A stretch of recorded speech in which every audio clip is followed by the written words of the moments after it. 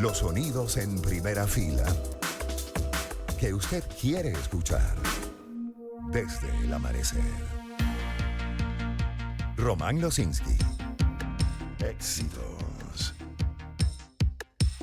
Son las 7:41 de la mañana. La semana pasada conversamos con Roberto Horta Martínez, puede que lo recuerde, presidente de la Cámara Inmobiliaria de Venezuela. Nos dijo que por el periodo electoral en Venezuela, siendo año electoral, la venta y alquiler de propiedades en este segundo trimestre del año 2024 ha sufrido una desaceleración de la demanda.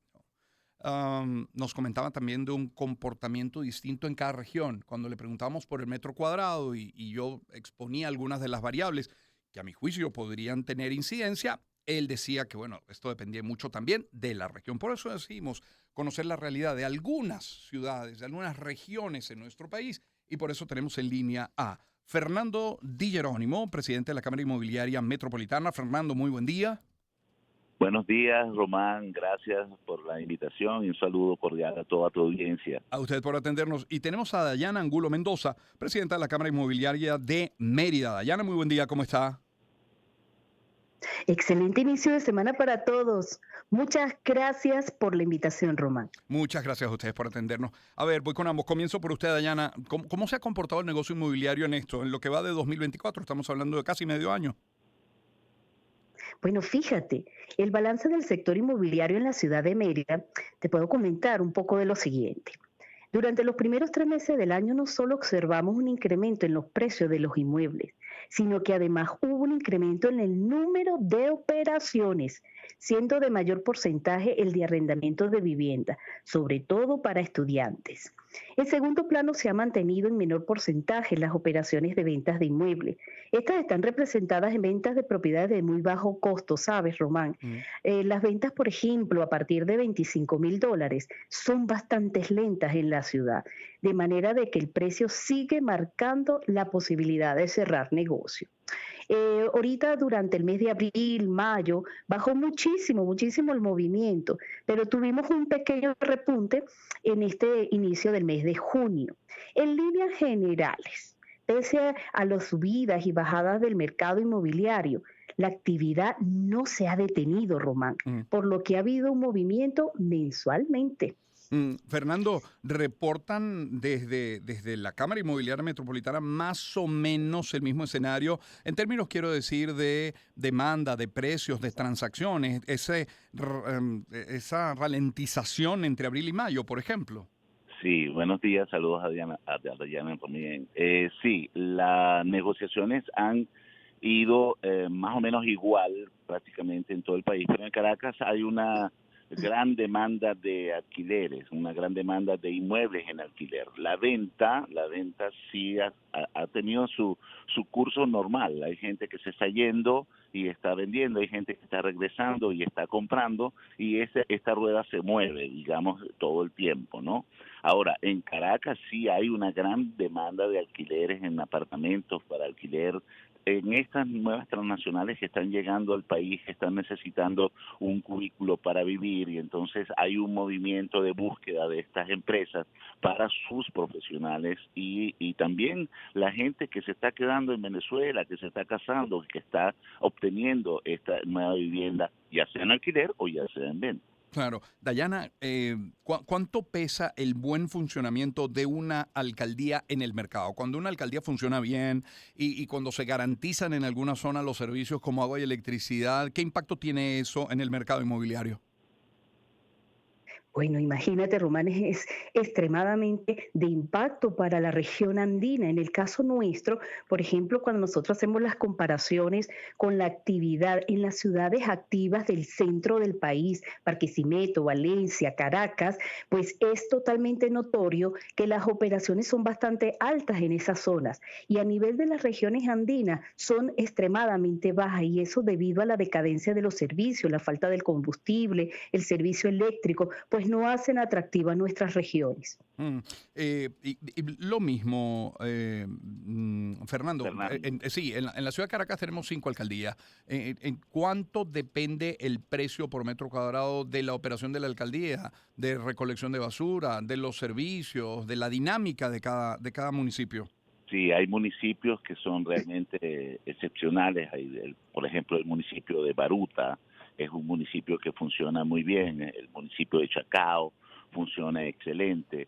Los municipios Sucre y Libertador no son tan ágiles con respecto a la cierta documentación o a ciertos servicios, pero también dentro del marco están bastante aceptables. Los registros inmobiliarios también funcionan correctamente. Hay algunos registros que ponen algunos precios adicionales.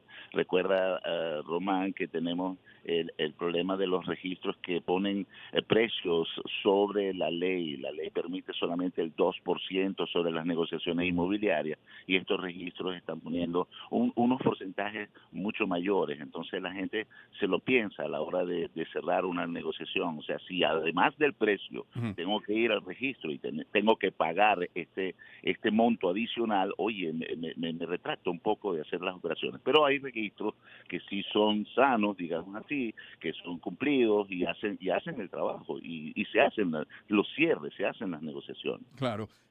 Repito, nos acompañan Fernando Di Jerónimo, presidente de la Cámara Inmobiliaria Metropolitana, y Dayana Angulo Mendoza, presidenta de la Cámara Inmobiliaria de Mérida. Dayana, vayamos a la mejor zona, a la más exclusiva, a la más cara en Mérida. ¿Cuánto cuesta el metro cuadrado?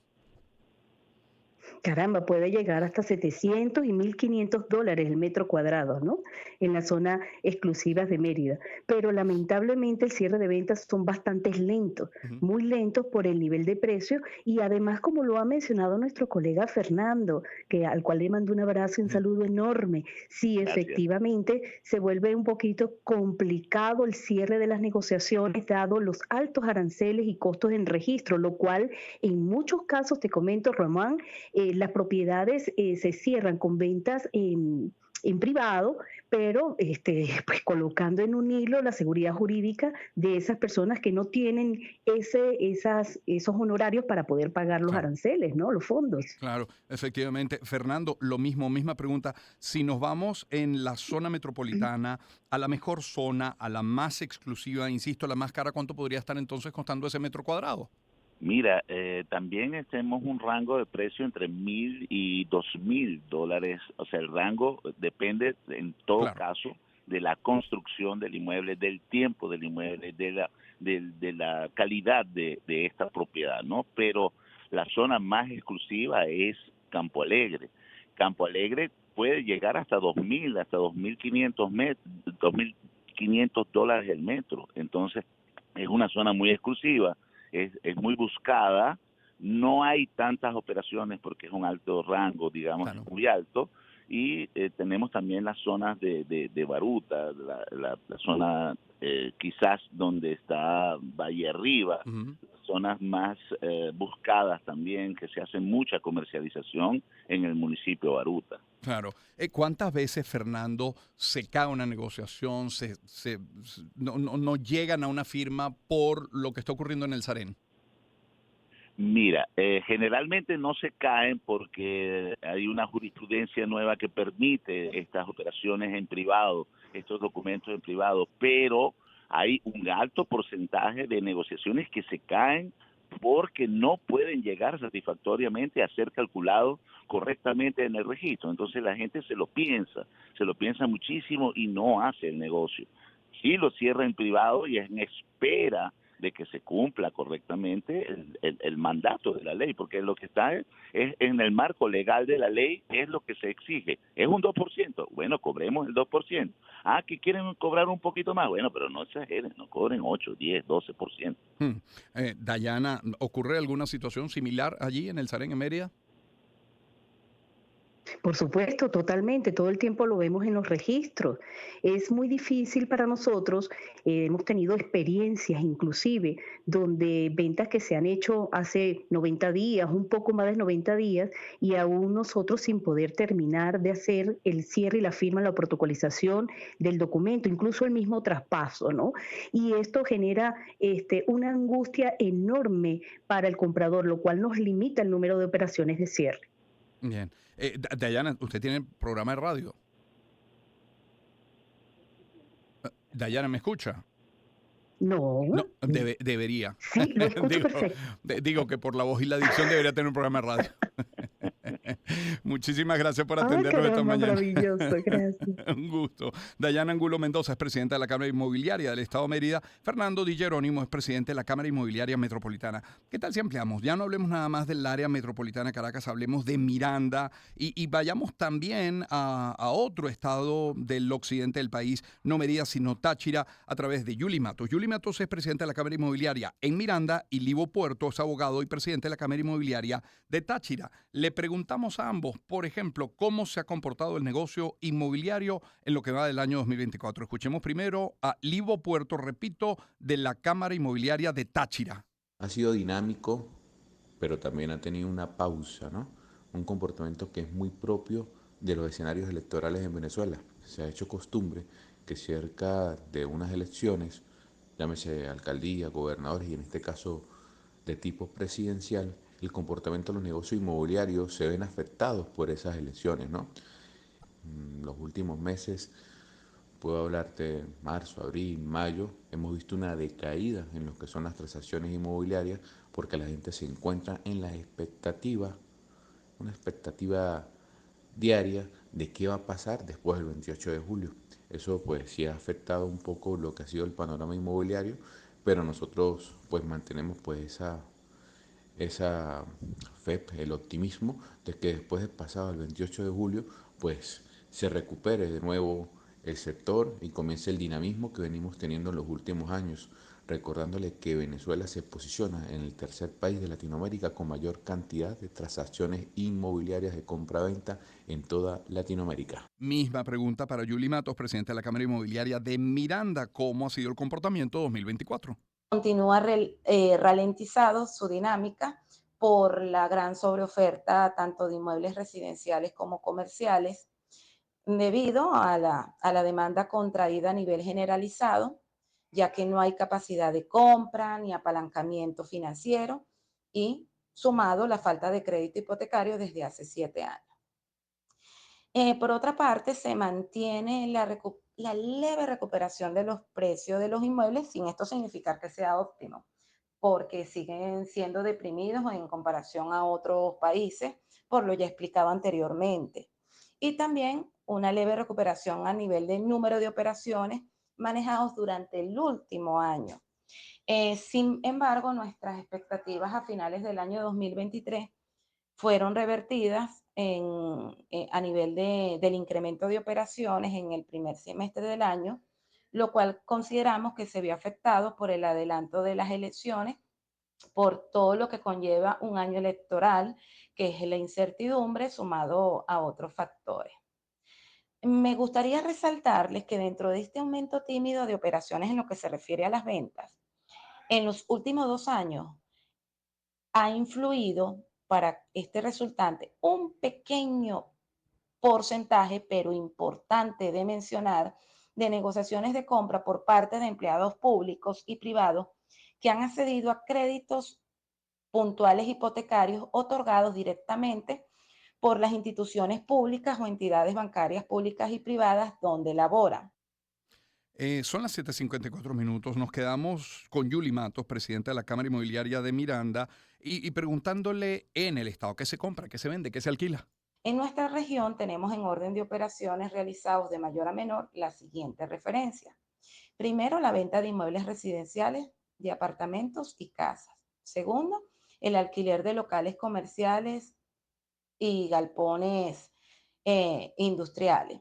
Me detengo en este último, me refiero a los galpones, porque cada día está cobrando mayor importancia en los municipios donde se están desarrollando industrias que al no tener la capacidad financiera para la compra, optan por supuesto al alquiler.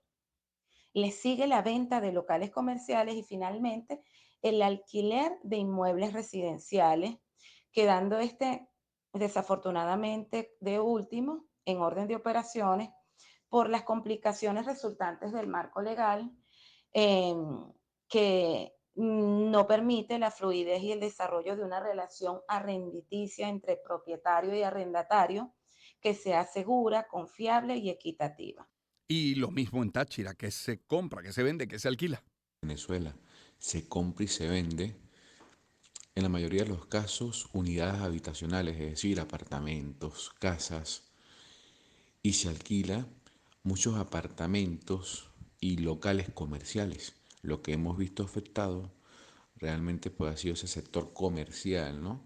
Es lo que menos se está comprando, vendiendo. Hablemos de galpones, por ejemplo. Incluso los locales que se alquilan no se compran en su mayoría. Algunas excepciones existen en el camino. Y el sector agrario, ¿no? Ha sido uno de los sectores que menos se generan operaciones inmobiliarias. Lo que sí tenemos día a día son ventas de apartamentos, casas, más estamos ubicados en transacciones de tipo residencial. Algunas otras operaciones no es que no se hagan, pero hablo de excepcionales porque no es el común denominador del día a día del asesor inmobiliario o de las inmobiliarias en todo el país. Tuvimos en vivo a Dayana Angulo Mendoza, presidenta de la Cámara Inmobiliaria de Mérida, a Fernando G. Jerónimo, presidente de la Cámara Inmobiliaria Metropolitana, y grabados a Yuli Matos, presidenta de la Cámara Inmobiliaria de Miranda, y el Lío Puertos, abogado y presidente de la Cámara Inmobiliaria del Estado Táchira. 7:57. Cierro nuestra pauta publicitaria hablándoles de los colchones Simmons, del Beauty Rest de Simmons. Importantísimo tener un sueño reparador que permita despertar lleno de energía. Yo lo confirmo cada día. Solo los colchones Beauty Rest te permiten dormir sin interrupciones porque tienen esta estructura de resortes, los Pocket Coil de acción independiente que se adaptan al contorno del cuerpo y minimizan la transferencia de movimientos de la pareja. Recarga tu energía. Colchones Beauty Rest de Simmons. Dormir mejor gracias a la ciencia. Y hablamos de Grupo Leti. Secreciones bronquiales, flema, tos son recurrentes en estos tiempos. Para ayudarte, Leti cuenta con Fluvirin a base